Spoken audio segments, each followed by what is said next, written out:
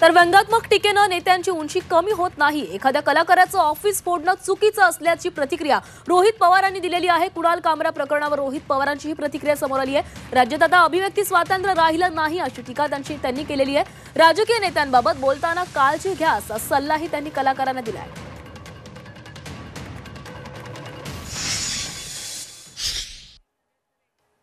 एकनाथ शिंदे साहेबांचं कर्तृत्व मोठं आहे हे त्यांच्या पक्षाला सुद्धा माहिती आहे आणि महाराष्ट्राला माहिती आहे।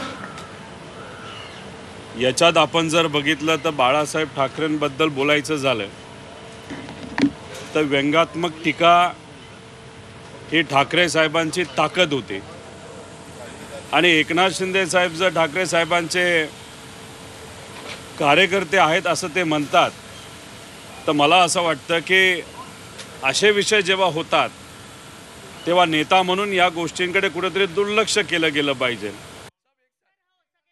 मला कलाकारांना विनंती करायची आहे की हा काळ काय 2014च्या पूर्वीचा काळ नाही जिथं तुमच्या कलेला एक कला समजली जाईल।